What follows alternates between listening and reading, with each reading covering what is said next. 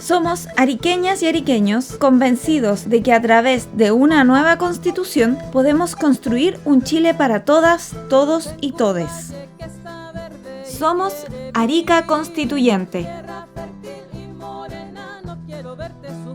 Hola, mi nombre es Stephanie Kosing y junto a Romina Farías saludamos en nombre de Arica Constituyente a todos quienes nos escuchan y nos siguen por las distintas redes sociales. Agradecemos también especialmente a la banda local Zipas por facilitar su música con la canción Morenada Zapa, con la que damos inicio a nuestro cuarto podcast denominado Desigualdad Social y Constitución. Para eso damos la bienvenida a nuestra invitada María Eugenia Baeza, dirigente vecinal, y a Carmen Fuentes, experta en género y gestión pública. ¿Cómo están? Bienvenidas. Hola, buenas noches. Hola. Muchas gracias. Muchas gracias. Súper, bienvenidas a este programa y bueno, agradecer también la disposición y las ganas de poder conversar en este programa. Lo encuentro maravilloso, yo estoy feliz, de verdad, porque yo estoy encerrada desde el 19 de marzo, imagínense. Y ya, esto es maravilloso, realmente una oportunidad enorme. Yo les agradezco a Arica Constituyente, he estado mirando los videos de ustedes, me fascinó el de la Lenita con el abogado, con el Daniel, creo que se llama el chico. Sí. Muy interesante, muy interesante. Y estamos en sintonía, pues chiquillos, o sea, con el apruebo y con todo lo que se viene por delante, así que yo feliz acá. Muchas gracias por la invitación, a Camilo también, que fue el que me contactó. Yo a Camilo no lo conozco mucho, lo conocí laboralmente, pero me parece una iniciativa maravillosa de los jóvenes que estén preocupados del futuro de este aporreado país, ¿ya? Así es. Bueno, antes de entrar de lleno a la conversación, vamos a dejar a Romina que nos va a dar una pequeña introducción para luego ya entrar de lleno con la conversación y con esta temática de desigualdad social y constitución. Bueno, como colectivo iniciamos los programas con una pequeña editorial. No sabemos si ese es el término más correcto, pero lo llamamos así. La Constitución del 80 distribuye el poder en la sociedad. Dice quién puede hacer qué y cómo se hace. Una constitución democrática tiene que establecer una cancha pareja, reglas que les den a todos la posibilidad de competir equitativamente y poder ganar. Las reglas que tenemos hoy no permiten una competencia justa. Tenemos una cancha desnivelada, porque el objetivo de la Constitución fue impedir decisiones que permitieran contar con protección. Protección a la vejez, a la salud, a los bajos sueldos. Y los resultados hoy son evidentes. El descontento por el que protestamos identifica como abuso la falta de protección social. En ese sentido, la actual Constitución establece como libertades los derechos que otras constituciones consideran como derechos económicos y sociales. Por ejemplo, existe libertad de enseñanza por sobre el derecho a la educación. Esta visión también permea al Estado. Le entrega un rol subsidiario y no garante, con una visión del sistema público que pone primero a la libertad por sobre los servicios, y garantiza que un privado los provea. No garantiza la universalidad de los derechos. Toda esta concepción está sellada por mecanismos autoritarios, principalmente altos quórums en el Congreso, que evitan que los cambios estructurales se puedan realizar. Estef,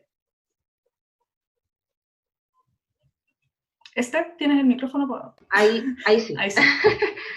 Sí, bueno, dada la introducción que nos da Romina, es importante ya poder adentrarnos un poquito en la conversación de lo que es desigualdad, de lo que entendemos como desigualdad social.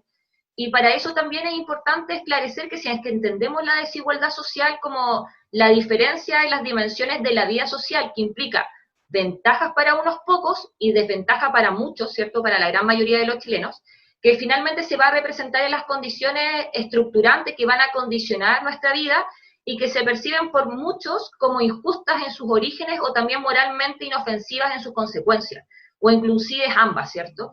Y dada esa premisa podemos efectivamente decir que Chile es un país desigual, quienes quizás podemos ver más allá de nuestras narices, ¿cierto? La realidad de nuestro Chile, la realidad también en la región en la cual habitamos y en la sociedad también en la que estamos inmersas, ¿cierto? Y Chile ha traído históricamente esta desigualdad que se queda plasmada y queda evidenciada en distintas áreas que vamos a conversar ahora también.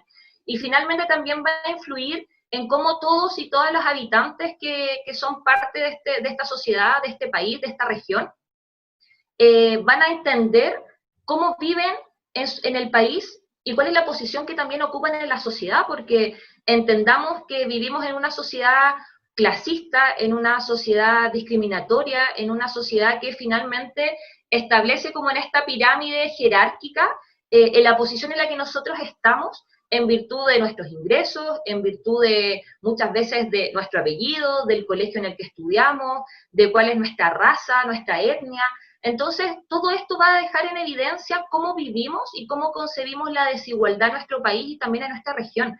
Entonces, dicho esto, me gustaría que pudiésemos abrir este panel, esta conversación, preguntándole a ambas quién quisiese tomar primero la palabra, cómo ustedes como mujeres, como ciudadanas, como individuas, conciben la desigualdad también en nuestro país y cómo quizás desde su experiencia, desde su quehacer, se han dado cuenta o esto ha quedado en evidencia. Así que ahí abro el panel para ver quién le gustaría iniciar la conversación. Bueno, hola, ¿cómo están? Yo veo la desigualdad como dirigente, qué sé yo, vecinal, desde la desinformación. A mí me tocó mucho ver que la población está muy desinformada de acuerdo a sus derechos. La gente sabe poco qué es lo que puede exigir, cuándo uno puede ser mandante de algo, cuando uno participa.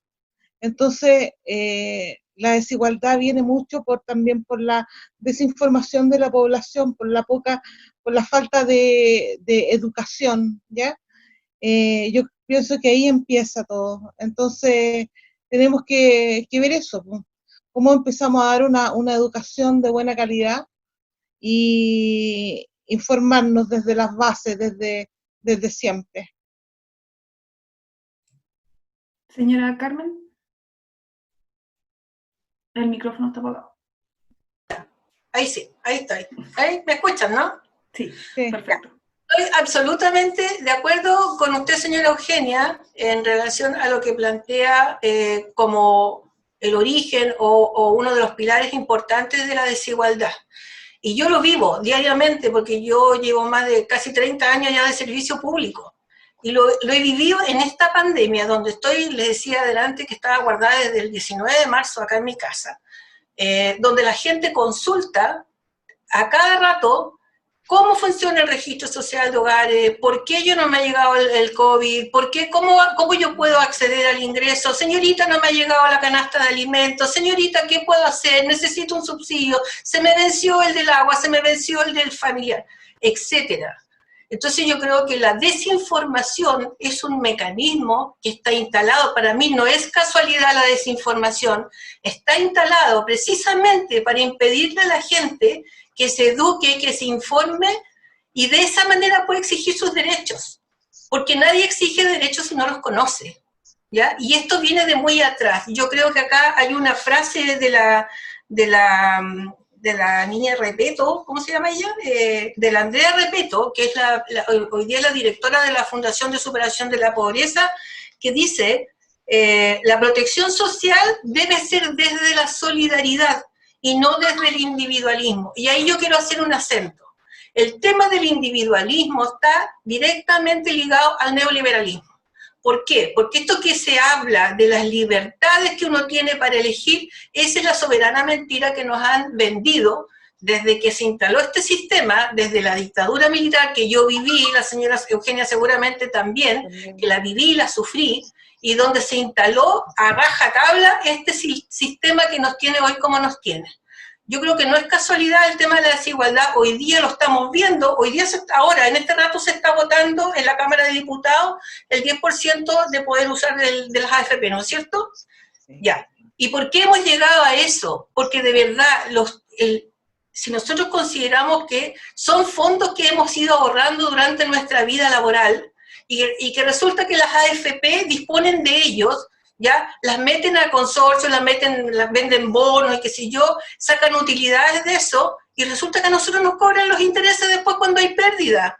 Entonces, con razón tenemos un sistema desprotegido, tenemos un sistema miserable de pensiones, ya yo tengo 72 años y recibo 140 lucas de pensión, y por eso estoy trabajando. Entonces, el otro día cuando el señor Sayé decía, yo le voy a dar a este abuelito un trabajito a los 74 años, yo le preguntaría al señor Sayé, ¿no le da vergüenza decir que le está dando un trabajito a un señor que está en la desprotección total, lo voy a ayudar a que obtenga un trabajo? Esa persona debía estar ya disfrutando de su vejez, de su cansancio o sus vacaciones, o haciendo una vida digna como adulto mayor, ¿ya? Como son los trabajadores en otros países del mundo. O sea, ¿de qué estamos hablando? Un país desarrollado.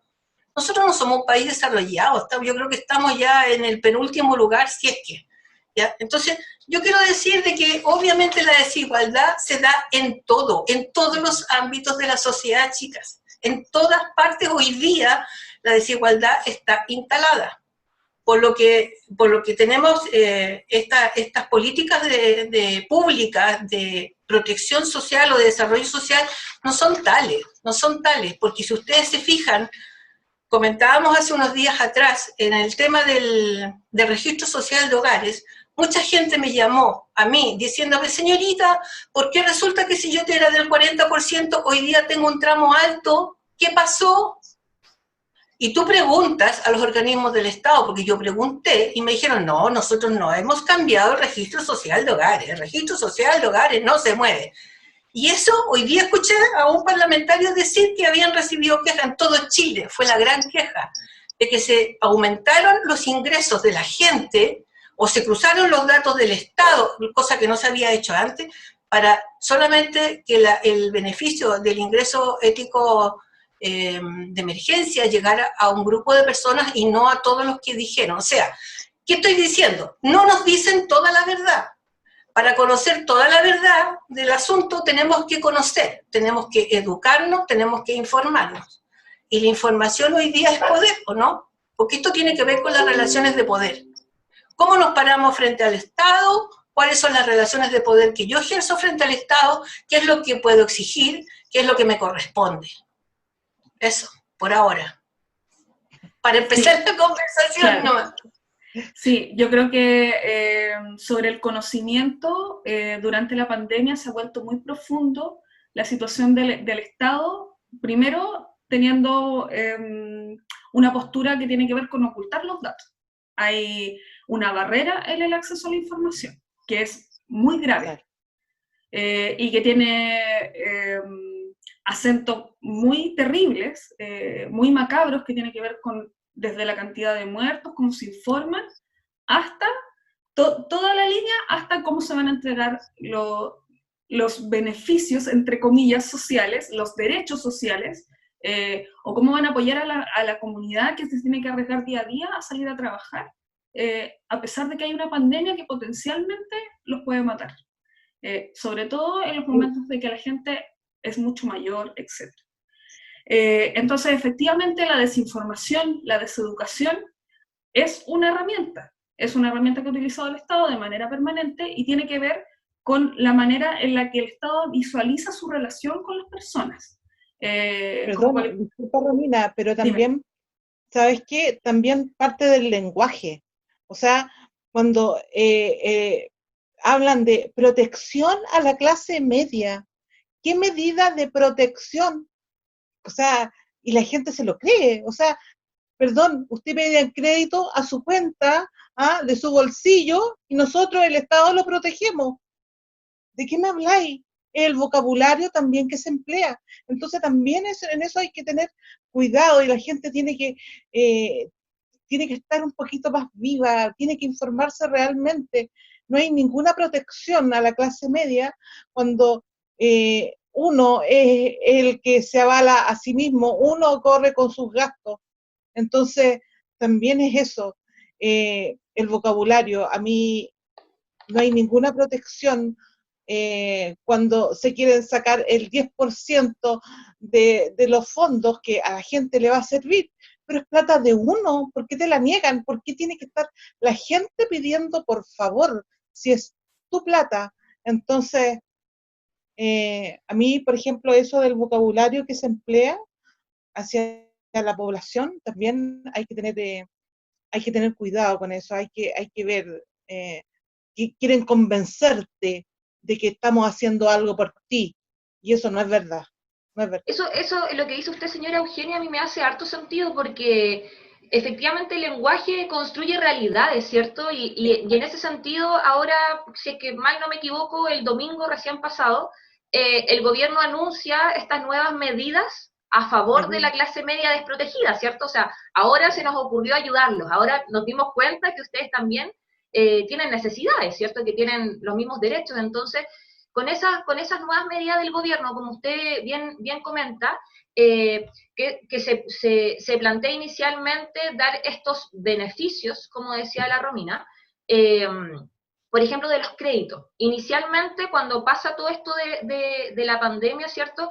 Los bancos también comienzan a flexibilizar y dicen, ya, miren, entendemos que es una situación compleja, está la situación de los créditos hipotecarios, entonces vamos a ayudar a la ciudadanía para poder postergarlo, por ejemplo, 3 meses.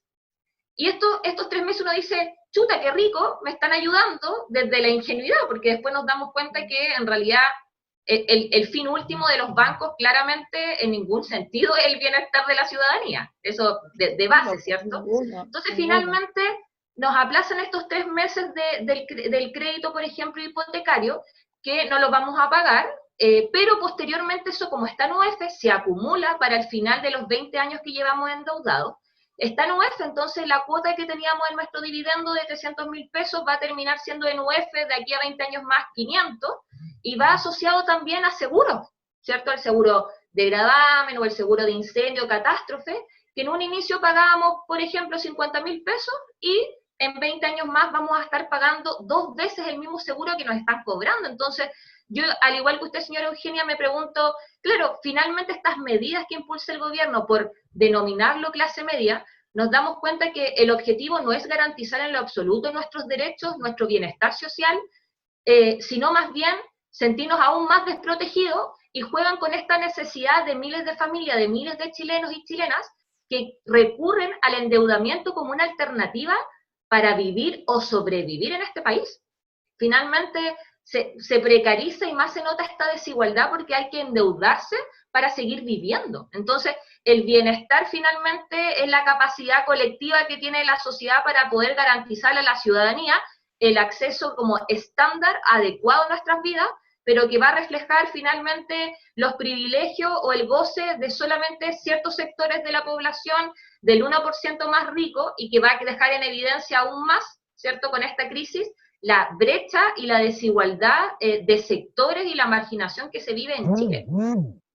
Sí.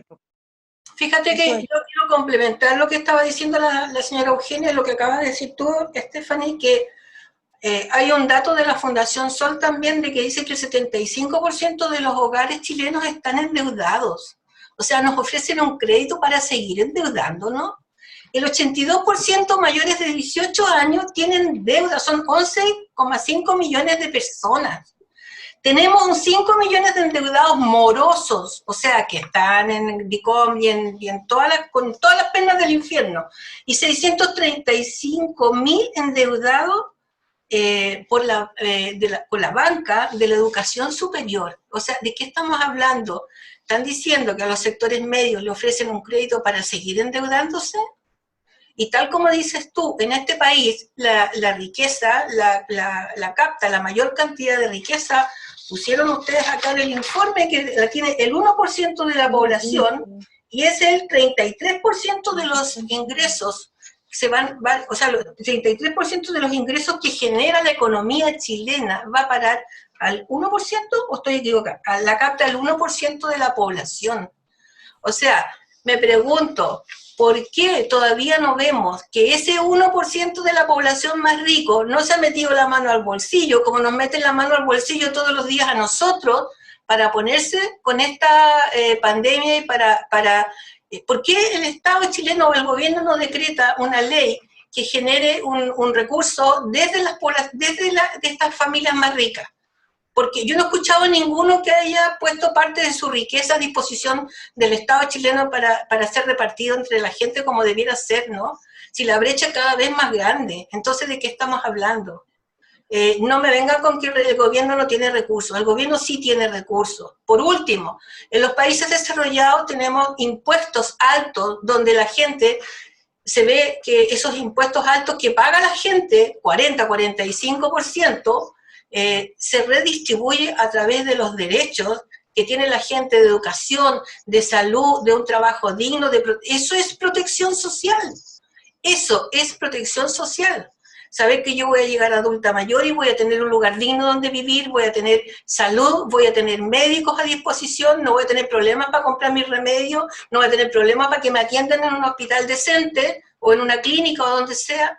Eso es protección social, ¿ya? Eso es pensar en el futuro y tener una visión de sociedad solidaria, no individualista, porque este cuento de las libertades personales nos venden la pomada de que la libertad, uno tiene acceso a la libertad para elegir colegio. ¿Pero qué colegio puedo elegir yo si tengo un ingreso de 200 lucas? ¿Ah? ¿Es el mismo colegio, el Nido de Águilas, que elige una persona que tiene a su disposición 20, 30, 40, 60 millones de pesos mensuales? Obviamente que no, pues. Entonces, no podemos medir con la misma vara a toda la gente.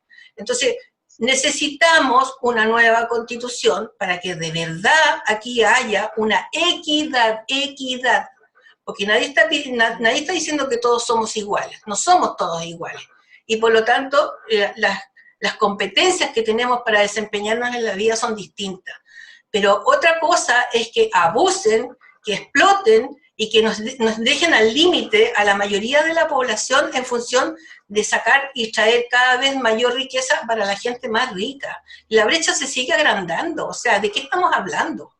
Y en eso yo quiero ser súper drástica, porque mira, yo soy una mujer de izquierda, y siempre lo voy a hacer, ¿ya? Fue militante de varios partidos de izquierda, y pasé también por el tema de la concertación. Yo fui una mujer luchadora contra la dictadura. Entonces, nosotros soñábamos con un país distinto, volver a la democracia, pero volver a una democracia distinta, no a este modelo depredador, porque esto de verdad es un robo a mansalva, es diario, todos los días nos roban un poco más. Entonces, yo no luché para esto, yo no luché volver a la dictadura para estar en un sistema como este, el neoliberalismo al extremo.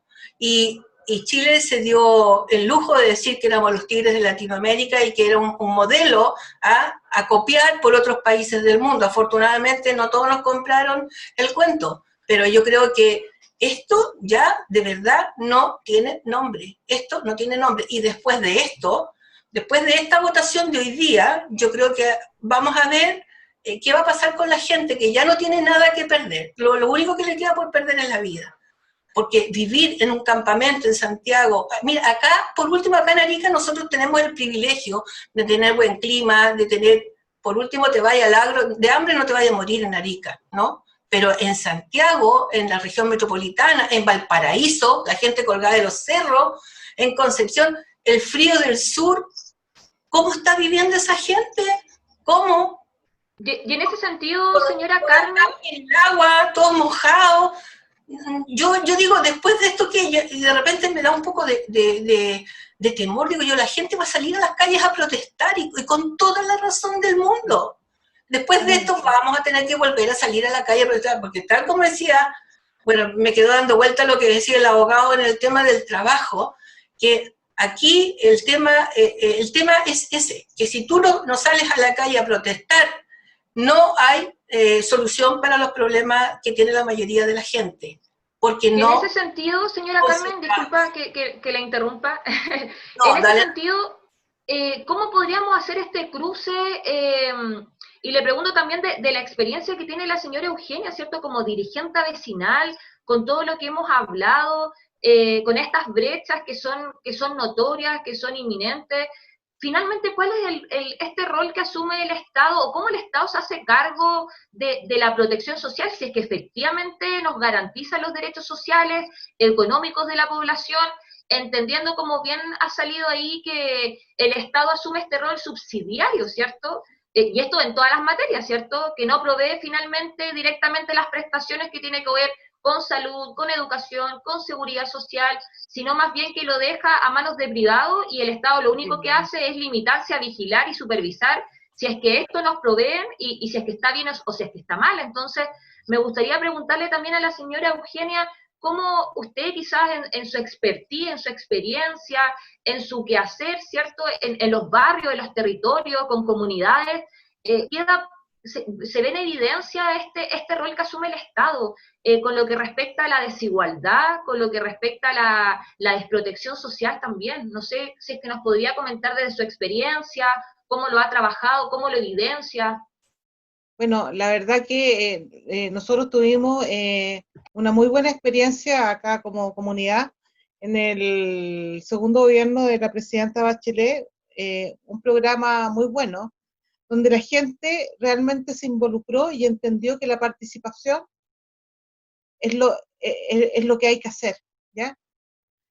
Al principio nos costó, porque la gente no estaba acostumbrada a participar, pero cuando tú participas y haces propio lo que se va a hacer en tu barrio, lo que va a hacer el vecino, ¿ah? Todo lo que se vaya a implementar, ¿ah? Va a ser porque tú lo quisiste, porque tú lo mandaste. Entonces, eso es muy importante, que la gente entienda que participando y apropiándose de los espacios y de los diseños, eh, es la manera en que ellos pueden implementar sus ideas, reuniéndonos. Fíjate que a mí me tocaba trabajar con 5 poblaciones, totalmente diferentes, ¿ya? Totalmente diferentes. En el caso, por ejemplo, de la población que yo vivo, que es la Camilo Enrique, nosotros teníamos una sede social que tuvimos que votar porque estaba colgando del río casi. Pero nos reuníamos en la plaza, pues, ¿ah? Y ahí hacemos las reuniones y hacemos los diseños y cosas así. En otras, en las sedes. Y lo bueno era que la gente sí tenía la conciencia de compartir y querer mejorar el espacio de cada uno. Y también hacía reclamos. Cuando tú le enseñas a la gente, porque ahora todos los programas es la obligación, al menos el programa de barrio de ese tiempo de la presidenta Bachelet, uno tenía la obligación, aparte de ir con talleres y la gente, de preguntar y de aprender. ¿Ah? No solamente se te daba, sino que era la obligación de tener que asistir a talleres para que tú aprendieras, ¿ah? Y pudieras decir. Yo creo que la gente, uno de repente, cuando es de barrio, de repente te pueden mirar así como es de población, no debes saber mucho, pero no es así. La gente, te lo prometo, que ella lo único quiere cuando llegan estas cosas es saber participar y cómo hacerlo. Quizá al principio cuesta porque tú no estás acostumbrado, pero una vez que se hace, nosotros tuvimos una muy bonita experiencia de sacar unos techos con asbesto y al principio la gente no creía y no se aprovechó todo, pero fue tan bueno que ahora estamos luchando por la segunda etapa. Nos ha costado esta vez, pero sí la gente lo quiere hacer, ¿ah? Y no solamente tomar las opiniones de los adultos, también los niños nos impresionaron cómo ellos participan y la opinión de ellos es maravilloso. Entonces empezar desde la infancia, desde que yo me acuerdo que lo primero que hicimos fue plantar árboles y todos los niños plantaron un árbol en la plaza poniéndole su nombre y su adorno. Todos saben cuál es el árbol de ellos. Entonces, y ahora los cabros están grandes, pero saben cuál es su árbol. Fue muy bonito. Entonces, y que ellos pongan las reglas de qué es lo que se puede hacer o no en su plaza. ¿Ah? Eh, eso es impresionante, es bonito. A mí me gusta que la gente participe, pero eh, la desigualdad se ve en mi población cuando la gente no tiene eso, que después de 50 años todavía sigan teniendo el techo con asbesto. ¿Ah? después de 50 años, todavía la gente está pidiendo un nylon para arreglar su techo. Que después de 50 años todavía no hayan poblaciones regularizadas sus viviendas, ¿ah? Y para poder postular y tener un derecho a tener una vivienda más digna, ¿ah? Entonces, eso es lo que uno quiere, que la gente tenga acceso a eso, que no se empobrezca porque tiene que regularizar su vivienda. Eso es lo que a mí me impresionó, ¿ah? Porque también me tocaba viviendas que son construidas, que fueron tomas, ¿no? Entonces, eso es lo que uno quiere, que el bienestar llegue para todos, como dice Carmen, que haya equidad, ¿ah? Que haya equidad, que no solamente, por ejemplo, que mi población cumplía con todo lo técnico, podía hacerse de todo, pero la población del lado, ¿por qué no? ¿Por qué no? ¿Ah? Si tenían los mismos derechos, pero es que no tienen regularizada su vivienda. Y si lo hacemos, ya, hagámoslo. Se le da la firma, sí, pero es que ellos se tomaron un poco el espacio público, pero después de 50 años, o sea, podría ser un poco de propiedad, ¿no?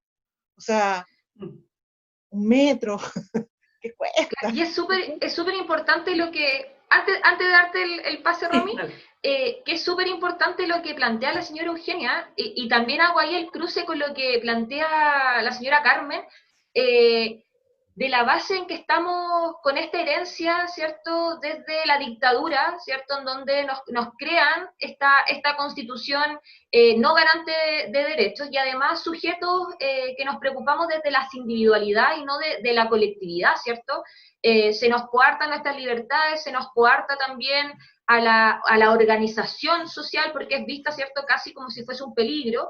Entonces ahí hago el cruce con que deja esta individualidad y pasa a ser un trabajo colectivo, lo que comenta la señora Eugenia de esta organización comunitaria, ¿cierto? ¿Cómo es lo suficientemente importante que un territorio, una población, se una, ¿cierto?, con un objetivo común, que tenga la capacidad de poder organizarse, de poder hacer trabajos, de poder hacer talleres, de poder educarse también en cosas que uno a veces desconoce, y que es crucial e importante para también hacer comunidad. La organización comunitaria finalmente también es un poder político para poder hacer transformaciones, para poder hacer cambios que puedan partir en nuestro espacio, ¿cierto?, más colindante, en nuestro territorio, pero que de una u otra manera también puede mover a grandes transformaciones y a grandes cambios. O sea, si yo me doy cuenta que puedo hacerlo en mi barrio, en mi territorio, me doy cuenta que toda la ciudadanía tiene las mismas facultades, las mismas capacidades de poder hacerlo. Entonces,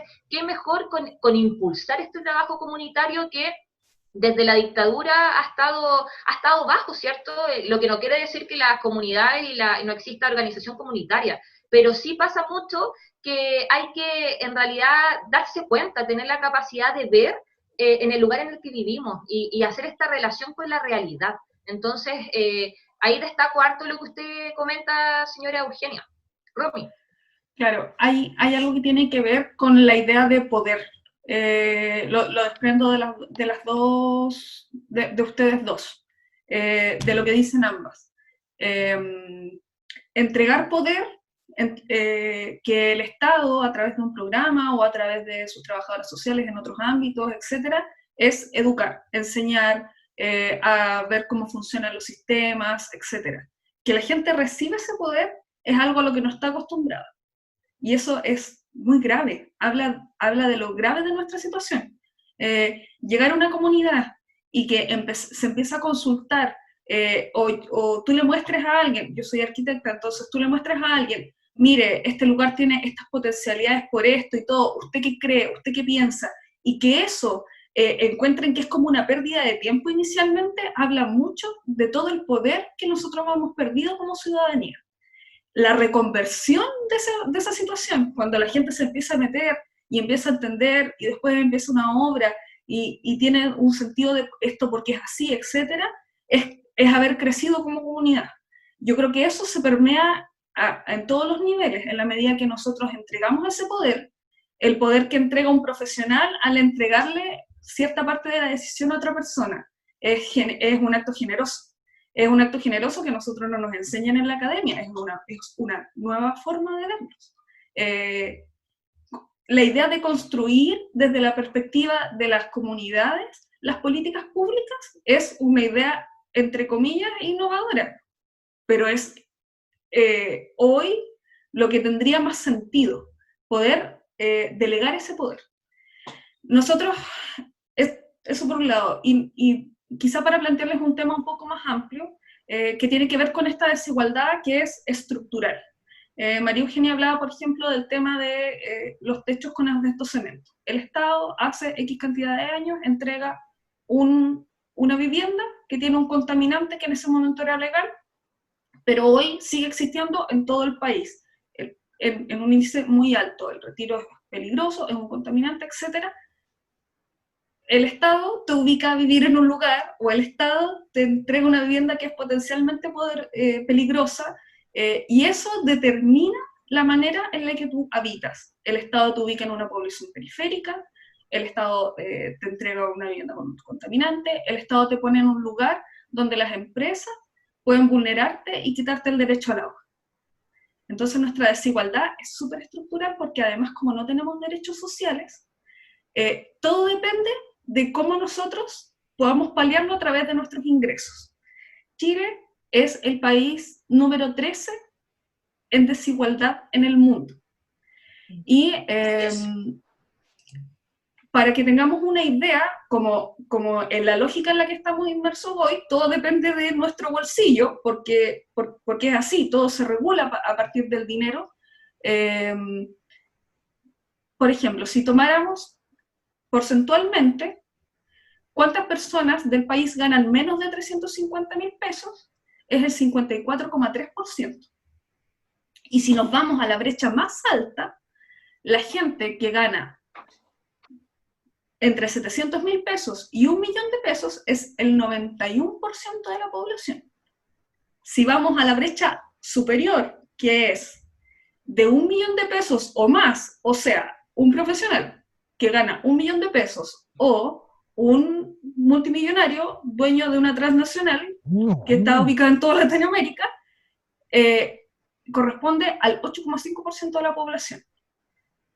Nosotros sabemos que ahí, en ese tramo, hay una gran masa de gente en donde claramente esos niveles de riqueza no son equivalentes. O sea, alguien que gana en la evaluación social, es muy descabellado pensar que alguien que gana 1 millón de pesos puede estar a la misma altura que el grupo Sayé.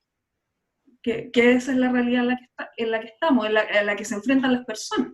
Que al final, más encima, si tú tienes un poquito más de poder económico, que tampoco te permite tener una movilidad social que necesariamente sea tan importante, además ya saliste de toda la estructura de cuidado estatal.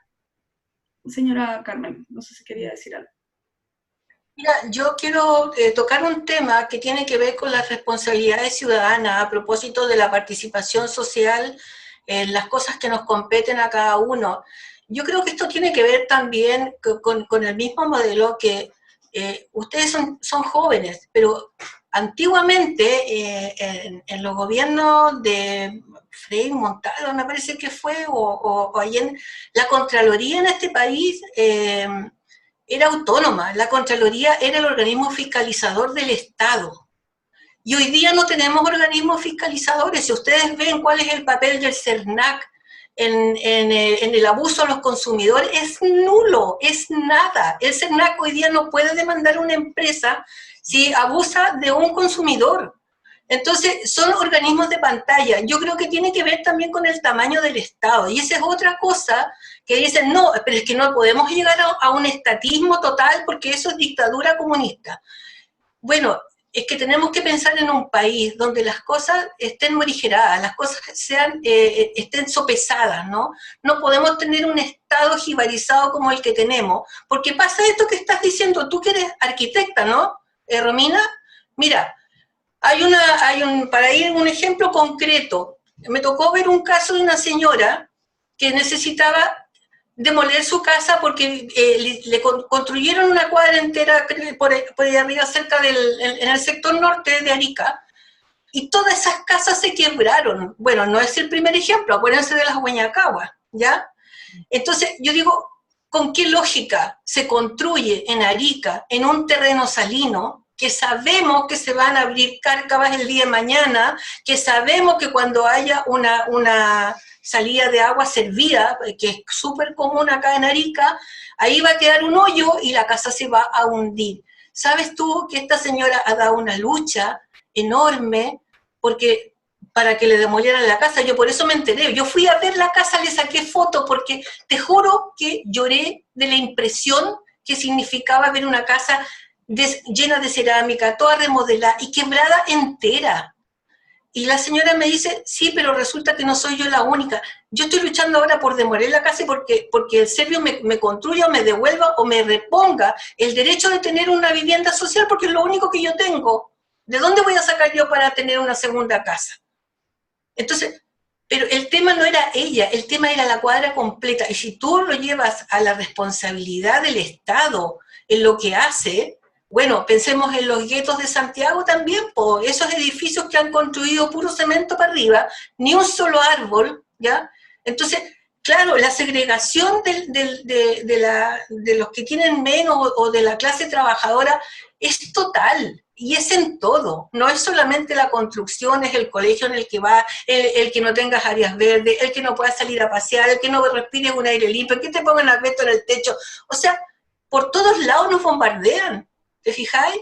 Y lo que tú acabas de plantear, de que un profesional que gana más de 1 millón de pesos, que también tiene que mantener una familia, pero tampoco es una persona rica, es una persona tremendamente vulnerable, porque si un hogar, a ver, voy a poner un ejemplo, un hogar con 5 personas, una madre jefa de hogar, una mujer jefa de hogar, no hemos tocado el tema de género, que es peor todavía para las mujeres, una mujer jefa de hogar con 4 niños, ¿ya? Y que trabaja y que gana 1 millón de pesos, ¿qué pasa si esa mujer se enferma? Pasa a ser inmediatamente vulnerable. Entonces no podemos decir que la gente que gana 1 millón de pesos un poco más son ricos o son gente que tiene asegurado el futuro, eso es mentira, ¿ya? Pero no podemos compararlo tampoco, que estamos en el último tramo del registro social de hogares, como personas pudientes, ¿ya?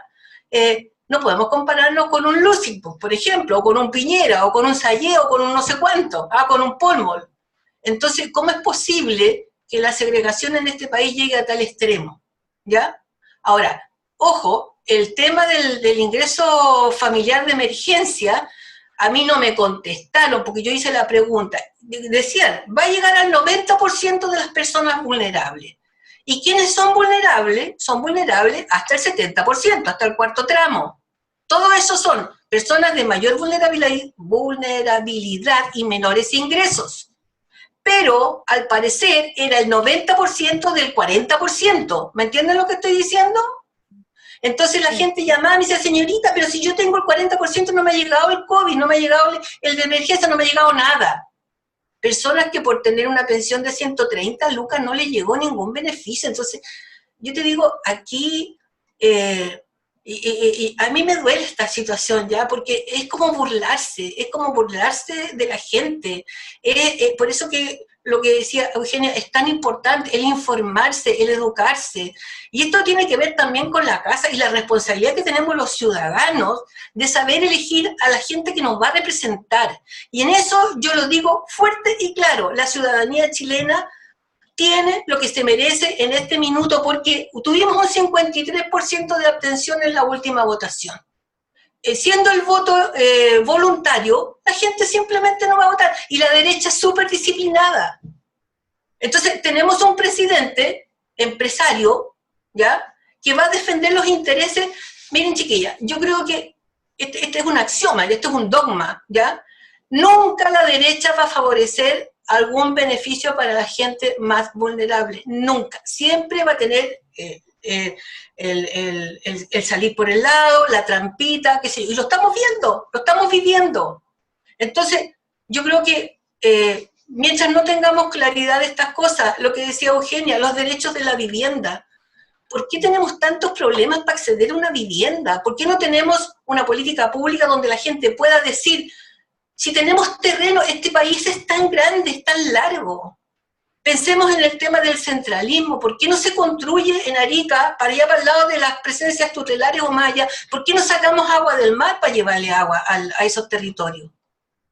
¿Ya? Es una idea a lo mejor muy loca, pero yo digo, terrenos tenemos. Entonces, ¿qué sentido tiene que estemos hacinados? ¿Ya? Si ustedes se van a dar una vuelta por el sector norte, los pasajes son así de angostos que la gente que se ha comprado el auto legítimamente con derecho a un auto, estacionado por acá, estacionado por el otro lado, ya apenas pasan las bicicletas por los pasajes.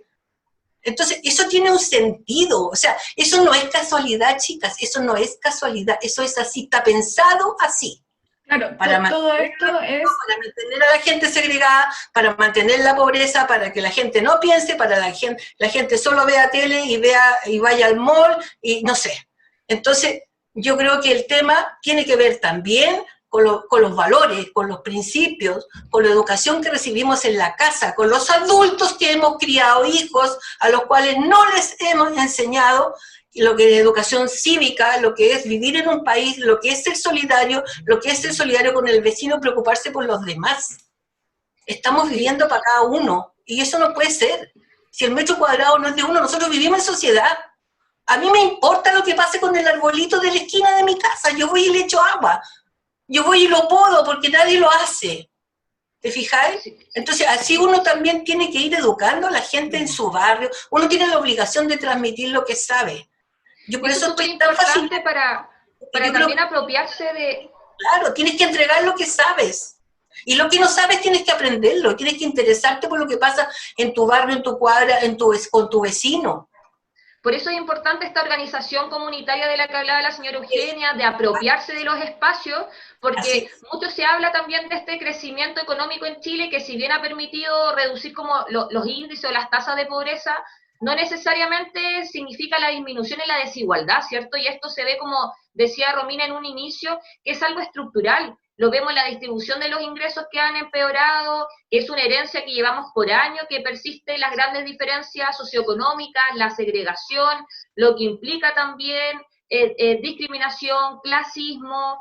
Estos indicadores socioeconómicos de muchos estudios finalmente también van a esconder la realidad de Chile, que finalmente es un Chile que no da frutos y progresos para todos, sino para unos pocos, y son esos pocos los mismos que no quieren soltar sus privilegios, los mismos que siguen validando la Constitución del 80, porque en base a esto siguen acumulando para ello y no quieren soltar los privilegios ni compartirlo con la ciudadanía, ¿cierto? Entonces, esta desigualdad finalmente no se limita solo a aspectos como el salario, como el ingreso, o el acceso al capital, a un empleo, sino también que abarca todos los campos, desde la educación, desde el poder político, desde la salud, desde la vivienda, que tanto hemos hablado también. De hecho, tuvimos un programa también destinado a cómo es la vivienda en Chile, y el respeto a la dignidad de todos los habitantes, de todas las personas. Yo creo que eso es lo más importante, que ni siquiera se está garantizando, entendiendo que la Constitución que nos rige actualmente no es una Constitución garante de derechos. O sea, ni siquiera los ciudadanos tenemos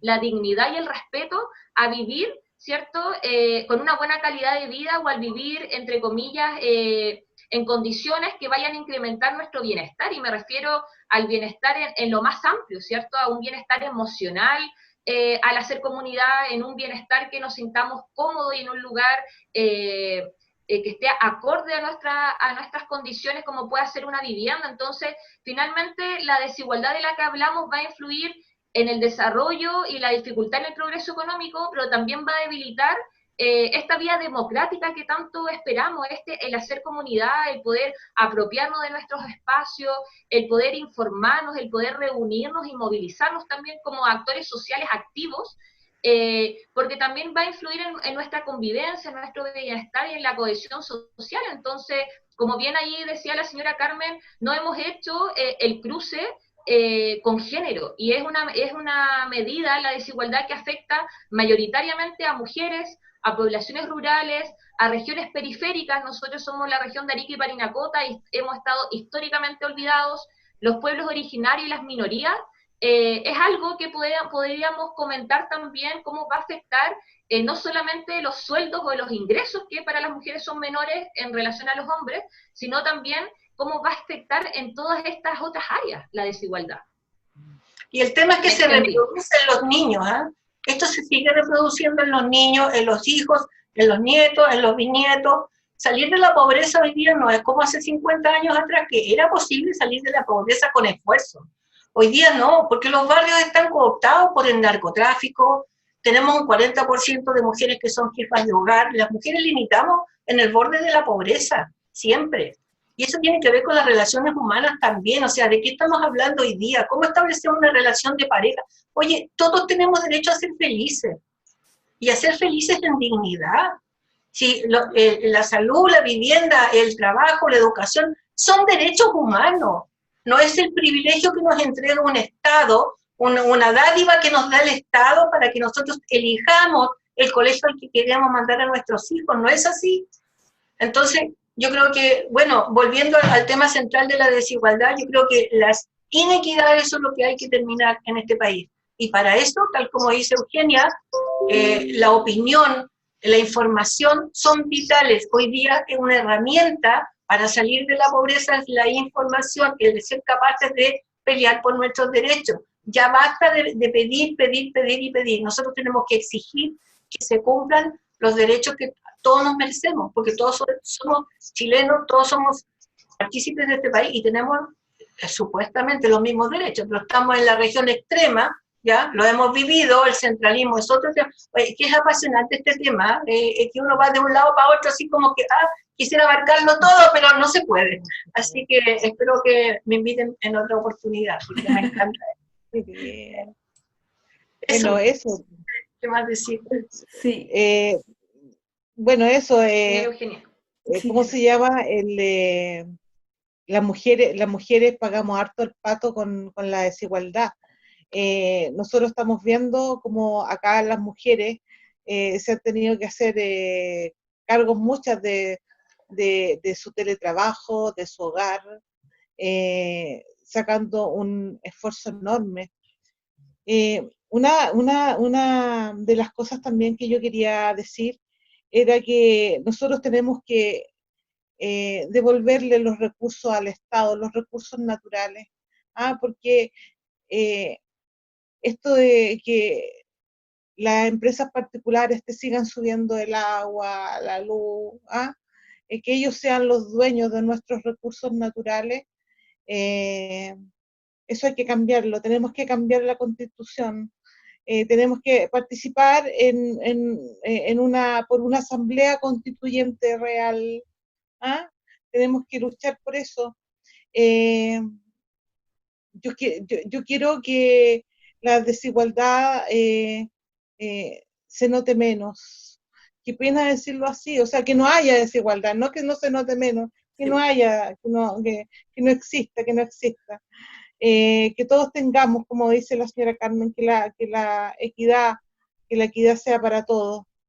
Eso. María Eugenia, te quería comentar algo que quizá tú lo ves más y tiene que ver como con la situación que tiene la mujer respecto al poder y respecto que después ya se disgrega hasta hoy a lo que tenemos, que es una crisis de la representatividad, una crisis de la política. Como tú decías, las mujeres estamos a cargo históricamente de las labores de cuidado, pero también pasa algo a niveles dirigenciales, que es bien interesante.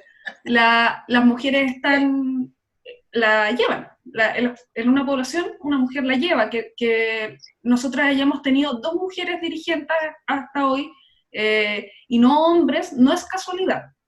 Pero luego las mujeres no logran subir a puestos de poder. O sea, una mujer dirigente es una mujer a la que el político se le acerca, la invita, toma un tecita, pero después a la más potente está difícil que se la lleve para que sea parte de su staff, o que la formen para ser concejala. Un poco desde tu visión de lo que has podido ver en este tiempo que llevas en dirigencia, ¿qué podrías ver de eso, de cómo al final hay una visión que es desde el cuidado, quizás más bajo, pero después ya se empieza a diluir y las mujeres parece que en la misma idea de la labor del cuidado se nos van perdiendo? Porque fíjate que porque uno tiene, porque eso se ha naturalizado, Porque fíjate que en la Unión Comunal, a pesar de que la mayoría de las presidentas de la Junta de Vecinos son mujeres, el presidente es hombre. Pues. ¿Ah? Entonces... Históricamente hombre, desde siempre. Sí, siempre. Entonces, por eso es importante que se haya aprobado que para ahora, para La la paridad. Constitución, sí, la paridad. La paridad.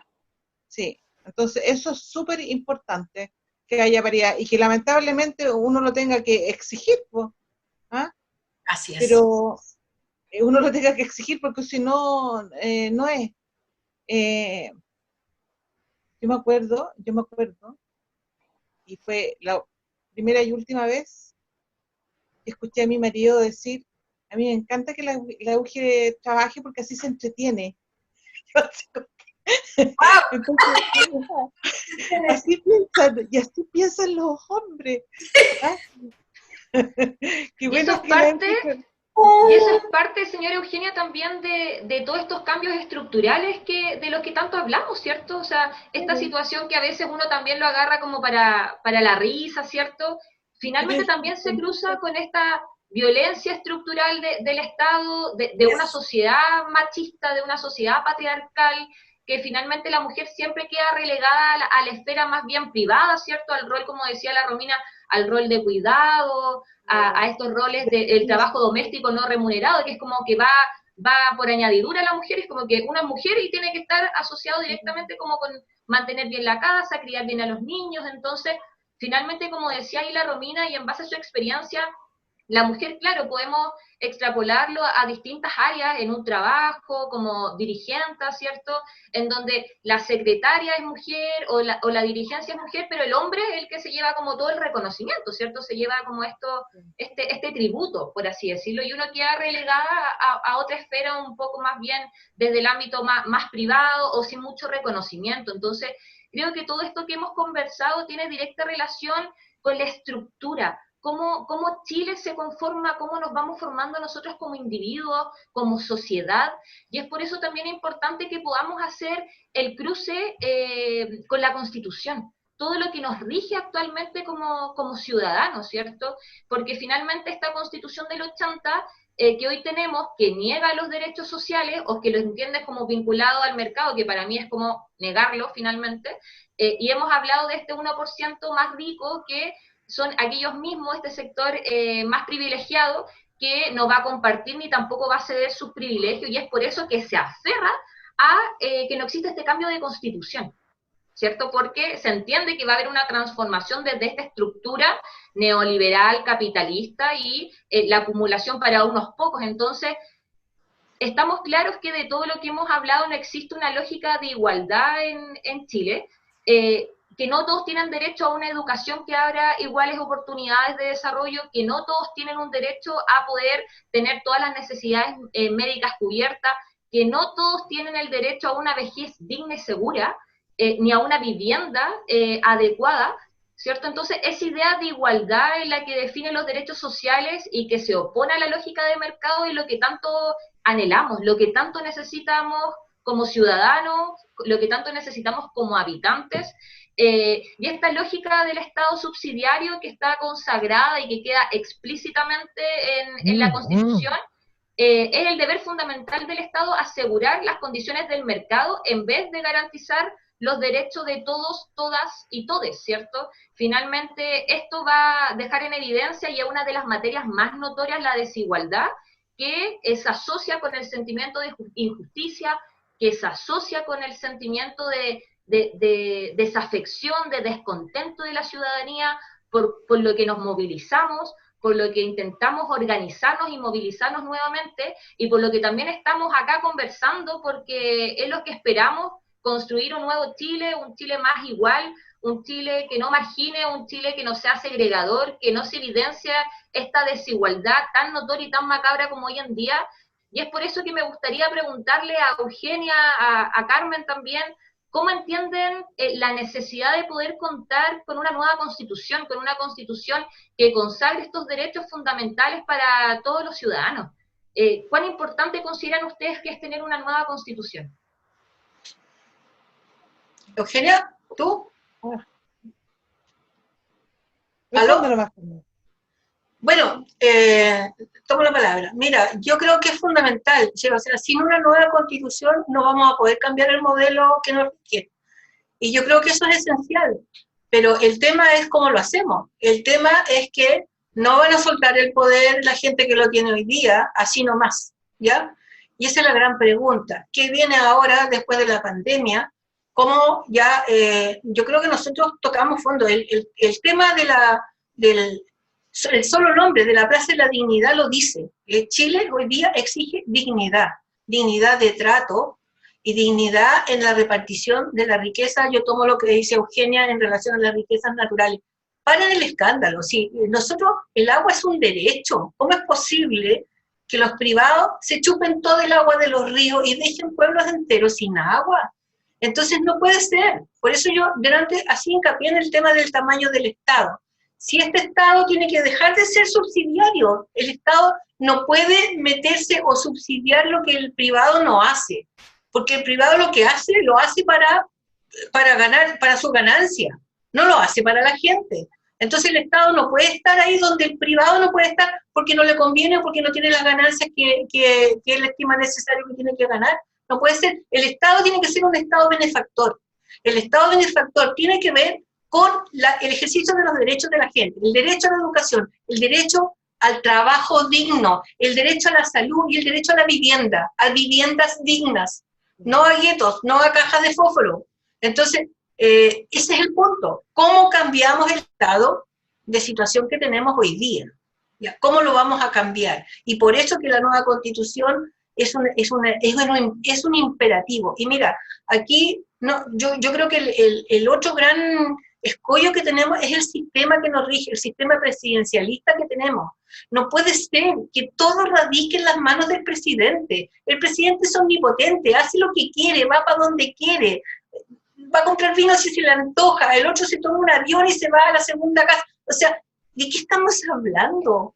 No puede ser que el poder, el ejercicio del poder, esté en manos de una persona, de un ejecutivo omnipotente. No puede ser.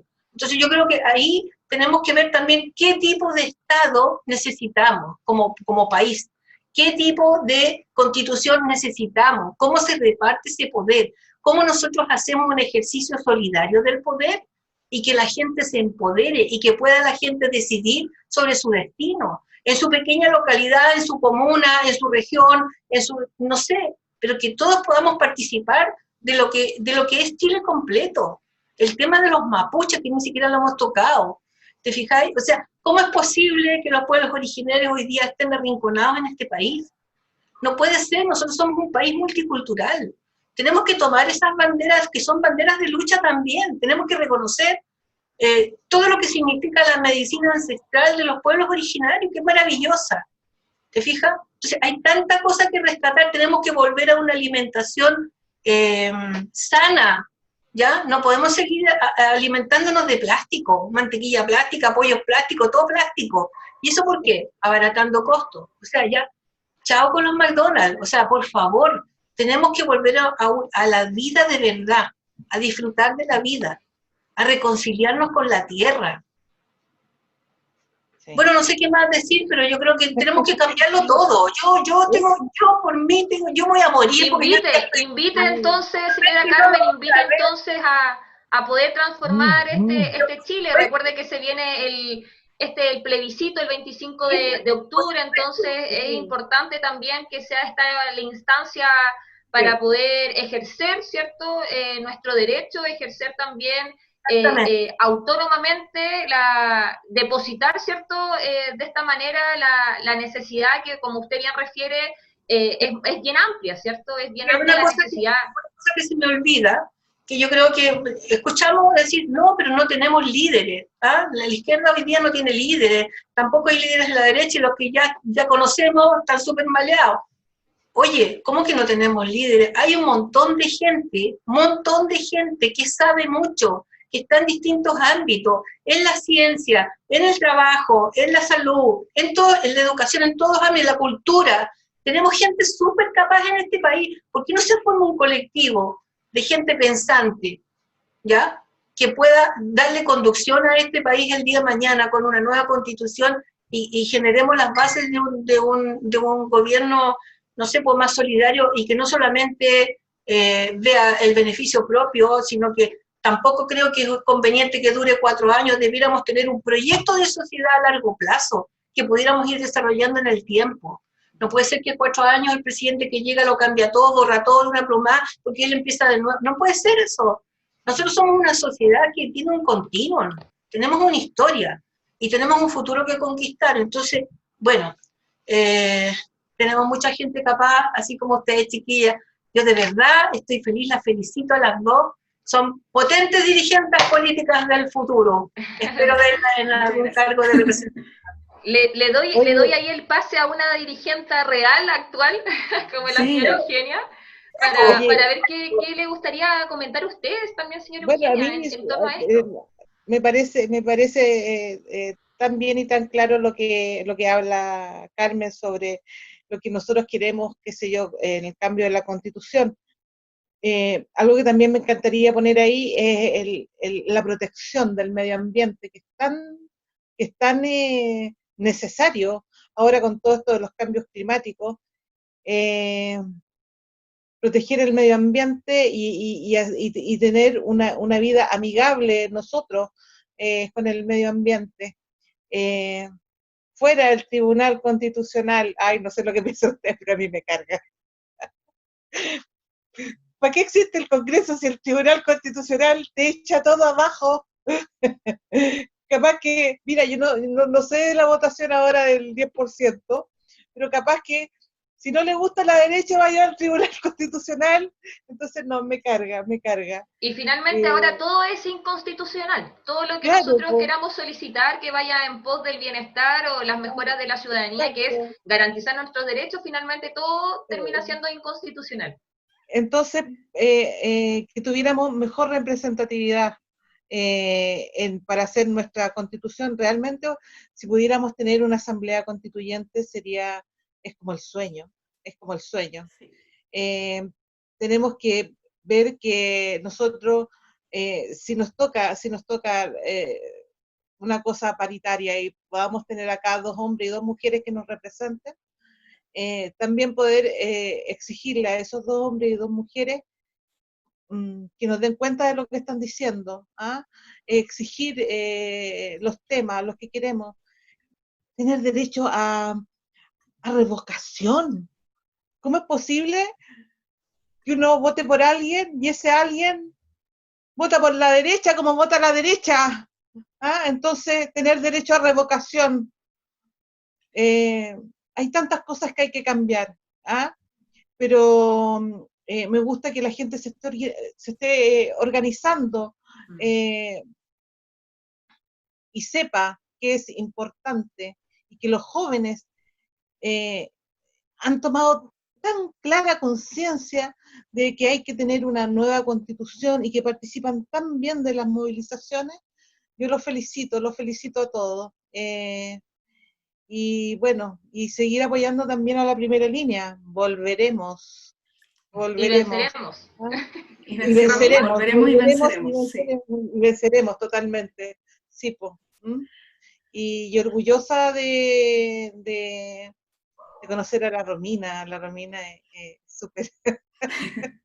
Nosotros nos conocemos, yo trabajé con María Eugenia varios años. Gracias por la invitación. Gracias por la invitación. Gracias. ¿Romy? Yo me quedo como siempre me quedo con esta sensación dual, como bien amarga y como con harta fuerza también. En la mañana en la radio escuché a Mónica González, Premio Nacional de Periodismo, una mujer maravillosa. Y ella me recordó algo que es muy importante, que nosotros estemos hablando de este proceso constituyente, que también tengamos la esperanza de que esto puede tener un cambio profundo. Está fundado sobre violaciones a derechos humanos, agresiones para toda la ciudadanía. Esto no solo fueron protestas que tuvieron una represión impresionante y que aún así la gente está tan cansada y tan molesta con todo lo que sucede, que aún así, aunque tuvieran que ir a arrojar la vida a la calle, decidieron seguir protestando. Así es.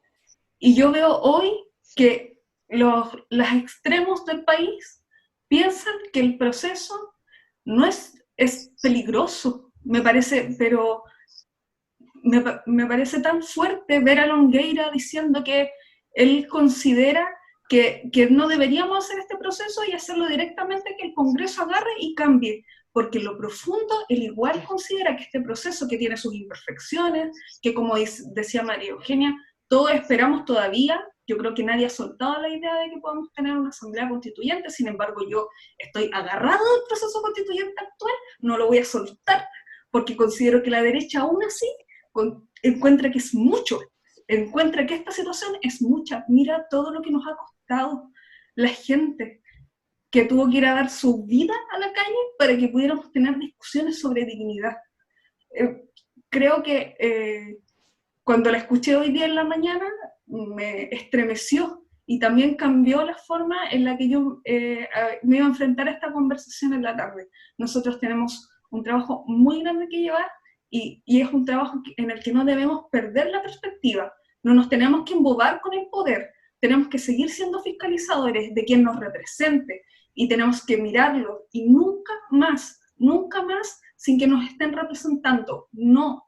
Nunca más tenemos que dejar de estar pendientes, nunca más tenemos que dejar que ellos corran en un lugar paralelo y alejado y que no nos representen y que no conozcan la realidad chilena, la realidad de la mayoría de la gente.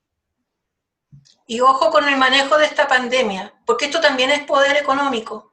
Aquí ha ganado plata mucha gente con esta pandemia y no sería raro que quieran frustrar el proceso constituyente a propósito de la pandemia. Van a buscar el pretexto más insólito, pero que lo van a encontrar, ojo con eso.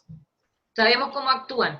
Sí. Así que es por eso que bueno, me sumo a las palabras de todas, y la verdad que fue bastante enriquecedora la conversación, porque si bien todas tenemos un objetivo en común y tenemos claridad que Chile es un país desigual, o sea, yo creo que en esta conversación ha quedado en evidencia desde las distintas experiencias que hemos tenido nosotros, ¿cierto?, que estamos acá conversando, desde los periodos en los cuales uno ha vivido, ¿cierto?, desde la experiencia en el quehacer profesional, como mujer, etcétera, coincidimos en que es necesario, y como decía Romina, que es necesario y que nos da más fortaleza de poder unirnos, de no poder soltar estos procesos, de no poder soltar el poder que tenemos como pueblo, de poder seguir luchando, de poder alcanzar lo que nos ha costado a muchas personas, lo que le ha costado ojos de su cara, lo que le ha costado la vida, lo que les ha costado estar sacrificándose por todos nosotros. O sea,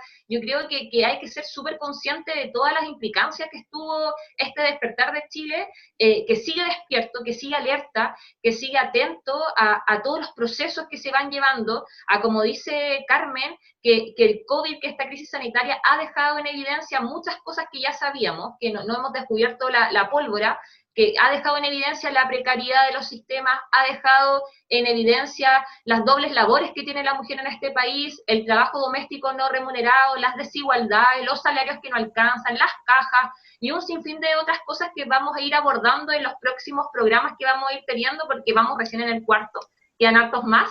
Así que, bueno, les agradezco la participación, la disposición, las ganas, el entusiasmo también de poder conversar cosas que a uno también le apasionan, porque nos damos cuenta de que algo que nos mueve, y yo creo que cuando algo nos moviliza es porque realmente tenemos esa energía de querer transformarlo todo. Así que no sé si les gustaría decir las últimas palabras antes de cerrar este programa y darles de antemano las gracias a todas. Muchas gracias. Sí.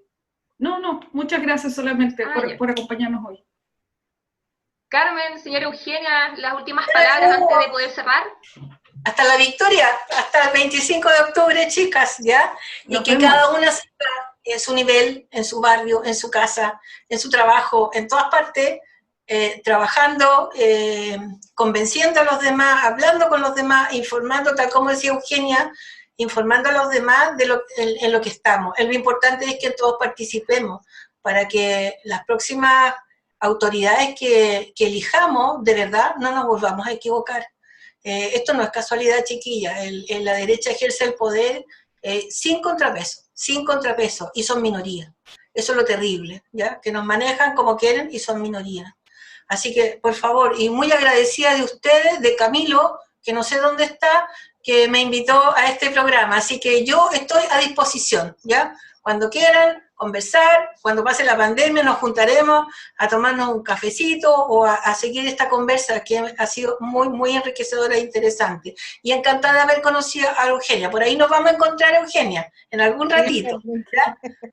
De todas maneras. Señora Eugenia, sus últimas palabras, algo que le gustaría comentar. Yo estoy muy agradecida por la invitación, muy, muy, muy agradecida.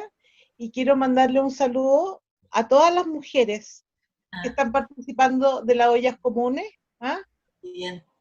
Por esta pobreza, por esta desigualdad, porque no alcanza. Entonces, un cariño a todas las mujeres que los fines de semana o que todos los días están haciendo el esfuerzo de estar en una olla común para poder proveer a los demás, a su comunidad. Y bueno, gracias a ustedes, un saludo a la señora Carmen, a la Steffi y a la Romina y al Camilo, a todos. Un beso y grande. Chao, Para todos. Chao, que estén bien. Chao, Nos vamos a que encontrar estén bien. prontamente.